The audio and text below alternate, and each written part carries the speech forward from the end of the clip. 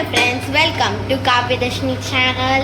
இன்றைக்கி நம்ம வீட்டில் என்ன பார்க்க போகிறோன்னா, எப்படி ஈஸியாக தக்காளி சாதம் செய்யப்போது தான் பார்க்க போகிறோம். வாங்க அதுக்கு தேவையான இன்க்ரீடியன்ட்ஸ்லாம் பார்க்கலாம். அதுக்கு தேவையான தாளிக்கு முதல்ல 2 லவங்கம், ஒரு குட்டி பட்டை, ஒரு சின்னதாக பிரிஞ்சால் எடுத்துக்கிட்டேன், ஒரு பெரிய வெங்காயம், ஒரு பெரிய தக்காளி, 1 ஸ்பூன் இஞ்சி பூண்டு, ஒரு குட்டி 3 பச்சை மிளகாய், ஆப்ஷனல் கொஞ்சோண்டு புதினா இருந்துச்சு, அதுதான். ஒரு 3/4 அழகு அரிசி எடுத்துருக்கோம். அந்த அரிசியை கழுவிட்டு அதுக்கு 3/4 அழகு 2 மடங்கு தண்ணி வச்சுருக்கோம். ஒரு 4 ஸ்பூன் குக்கரில் எண்ணெய் ஊற்றிக்கிட்டேன். தாளிக்கிறதுக்கு போடலாம்.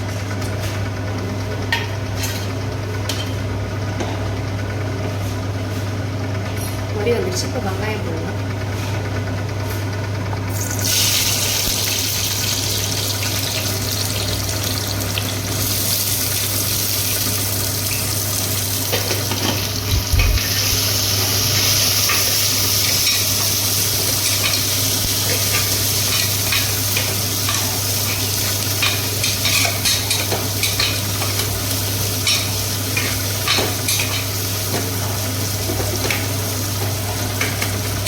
கொஞ்சம் நேரம் வதங்கிட்டு மூடி வைக்கலாம்.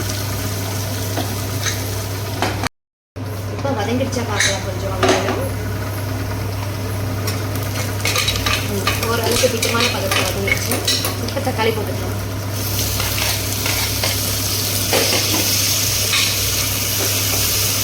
மூடி வச்சா கொஞ்சம் சட்டுன்னு வதங்கும், அதுக்காக தான் மூடி வைக்கிறது.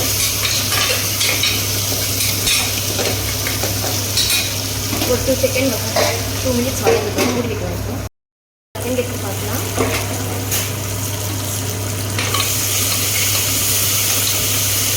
கரெக்டான பதத்துக்கு வதங்கிடுச்சு. இப்போ இஞ்சி பூண்டு பேஸ்ட்டு, பச்சை மிளகா போட்டுக்கலாம்.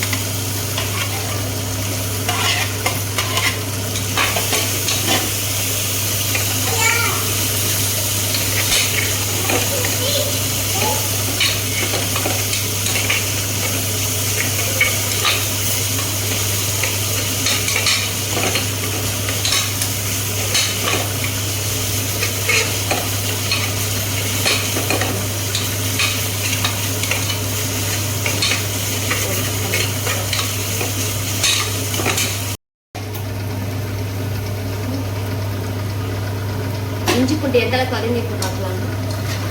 கரெக்டான பதத்துக்கு வதங்கிடுச்சு.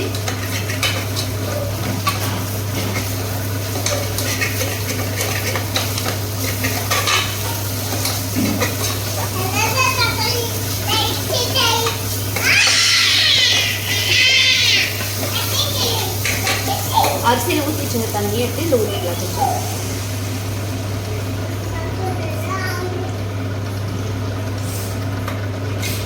லேசாக கொதி வந்ததுக்கு அப்புறம் அரிசி போட்டுக்கலாம்.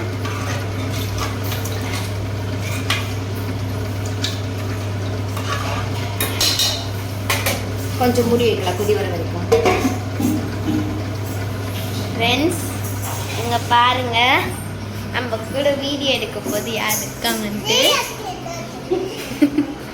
மோஷிதா.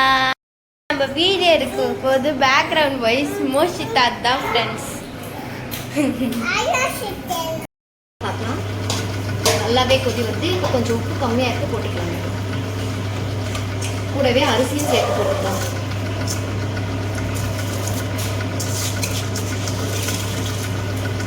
ஃப்ரெண்ட்ஸ், இது வந்து ரொம்ப சிம்பிளாக டேஸ்டியாக இருக்கக்கூடிய ரெசிபி ஃப்ரெண்ட்ஸ். நீங்கள் கூட உங்களுடைய வீட்டில் டேஸ்ட் பண்ணி பாருங்கள் ஃப்ரெண்ட்ஸ், நல்லாயிருக்கும்.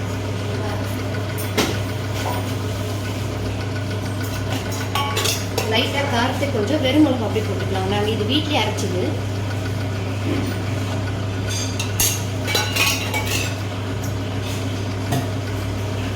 அவ்வளோதான். இப்போ க்ளோஸ் பண்ணிடலாம். 2 விசில் வந்ததுக்கப்புறம் பார்க்கலாம் எப்படி ஆகும்.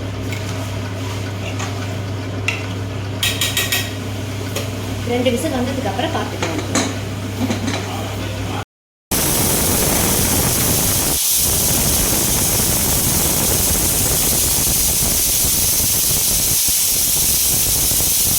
எப்படி வந்திருக்குன்னு பார்க்கலாம்.